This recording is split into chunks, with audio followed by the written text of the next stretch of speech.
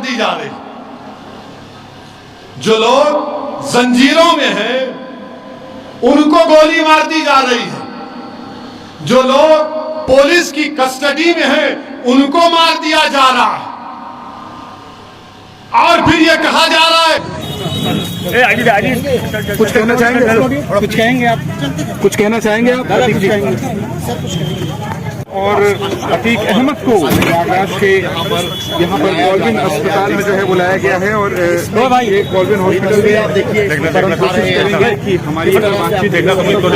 यहाँ पर ये दूसरा लगाएंगे को अतीक अहमद, ये देखिए ये अतीक अहमद खुद यहाँ से यहाँ पर अशरफ जो है उतार रहे हैं अतीक अहमद को के लिए यहाँ पर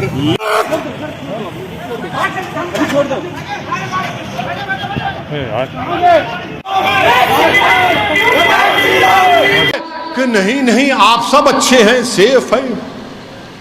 अमेरिका जाकर बोला जाता है, ये पैगाम दिया जाता है, you are good and happy, yes we are good and happy, मगर आपसे खुश नहीं है जो हुक्मरान हैं। अरे हथकड़ियों में है, जंजीरों में है और गोली मार रहे हैं। हम पूछना चाहते हैं हुक्मरानों से, दिल्ली के नकली बादशाह से पूछना चाहते हैं, बताओ ये क्या हो रहा है? उत्तर प्रदेश के उनसे पूछना चाह रहे हैं, महाराज से, जो अपने आप को महाराज बोलते हैं, ये क्या हो रहा है? उन्होंने कहा था कि गोली का जवाब गोली से देंगे। अब जब गोली चल गई तो जो अतराफ में पुलिस वाले थे, कोई अपना वेपन नहीं निकाला। लाइव टीवी पर कोई अपना वेपन नहीं, ऐसा दिख रहा था कि दूल्हे की बारात में आए हैं पूरे। कोई अपना वेपन नहीं निकाला, निकाल कर एक को तो गोली मारते नहीं, गोली मार दिए, अपने मकसद में कामयाब हो गए। उसके बाद वो हथियार को फेंककर surrender surrender surrender surrender surrender कर रहे। हम ये पूछना चाह रहे हैं, वो जो तफंचा, जो रिवॉल्वर इस्तेमाल हुई, ज़ेगना एफ, वो कितने की बंदूक है मालूम आपको? वेपन एक 8 लाख रुपए की है। कितने की है? 8 लाख। 2 हो गए तो 16 लाख। अच्छा, 16 लाख में इनके घर को मीडिया के लोग गए। एक तो बेचारे झोपड़ी में रहती है उसकी अम्मा, एक तो एक कमरे में रहती है। अब इनके लिए हराम की दौलत कहां से आई? फिर ये 16 लाख की वेपन कहां से आया?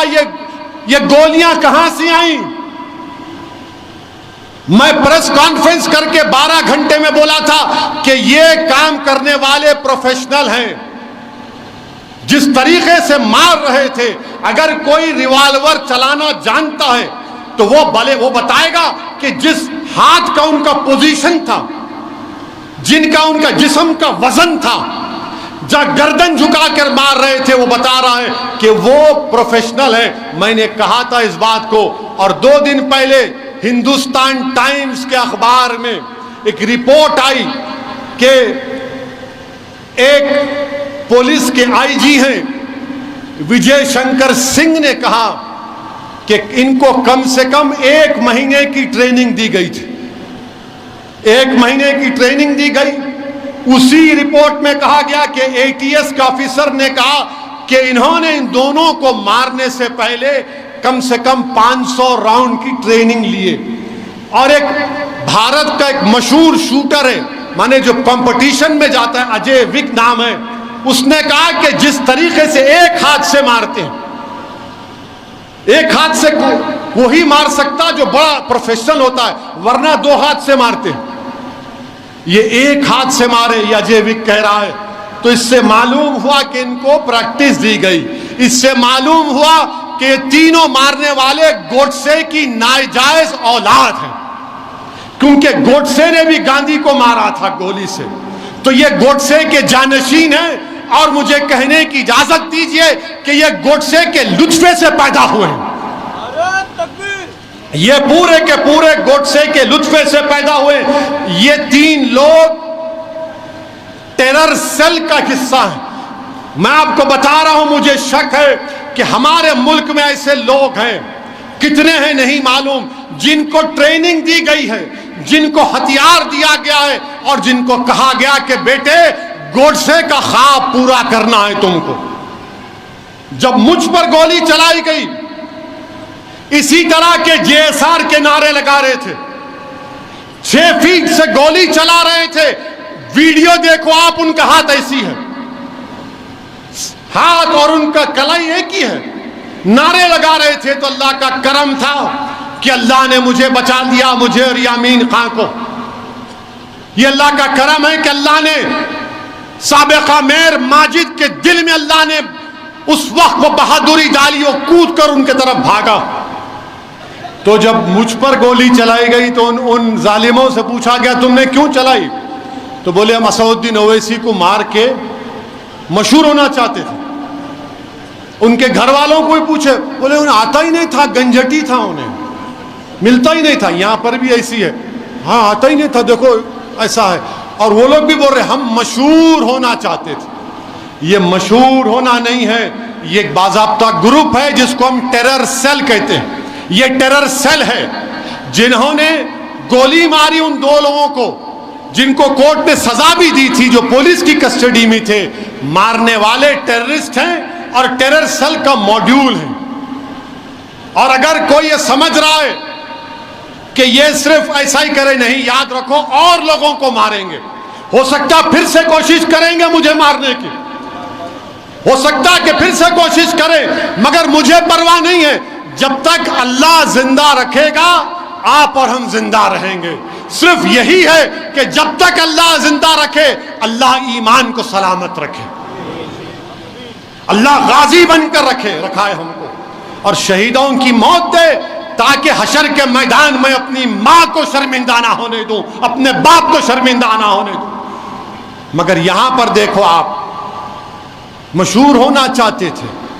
मेरे भाई, 1 महीने की ट्रेनिंग ली गई, 500 गोलियां चलाई गई, और फिर तब जाकर इन्होंने वो ऑपरेशन को अंजाम दिया। अब हम पूछना चाह रहे हैं बरसरे इख्तिदार जमात के, हमारे मुल्क के प्रधान सेवक से, उत्तर प्रदेश के वजीर आला से, ये कैसा हुआ? और उन पर यूएपीए क्यों नहीं लगा? उन पर यूएपीए क्यों नहीं लगा? इस पर कोई जवाब नहीं देंगे। इनको हथियार किसने दिया? 8-8 लाख की वेपन किसने दिया? आप खुद कह रहे हैं ना, ये तो चिंदी चोर जो बोलते हम लोग। इनके पास घर में इनके छत नहीं है, 8 लाख का वेपन कौन दिया? बोलो, नहीं बोलेंगे। अच्छा, फिर उत्तर प्रदेश के चीफ मिनिस्टर से हम पूछ रहे हैं, आपको खत मिल गया होगा जिसमें एक मरने वाले ने लिख कर दिया कि मैं उत्तर प्रदेश के मुख्यमंत्री को और सुप्रीम कोर्ट के सीजीआई को खत भिजा दूंगा अगर मैं मर जाऊंगा। तो कौन वो आदमी है जो मेरी मौत का सबब बना? आप बताओ। खत तो आपको पहुंच गया होगा, कौन लिया ये जान इन लोगों की? कौन लिया इनकी जान? बताओ। ये टेररिस्ट हैं, याद रखो आप। ये रेडिकलाइज हो चुके हैं, ये गोडसे के नक्शे कदम पर चल रहे हैं। अरे हुकूमत करने वालों, रोको इन लोगों को।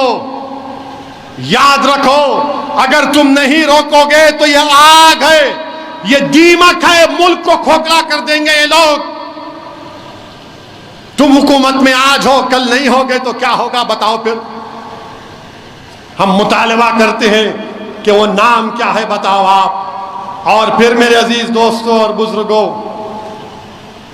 पुलिस तो माशाअल्लाह उस वक्त एक गोली नहीं मारी, सस्पेंड कर दिया उन लोगों को। अब वो बेचारे क्या है नहीं मालूम।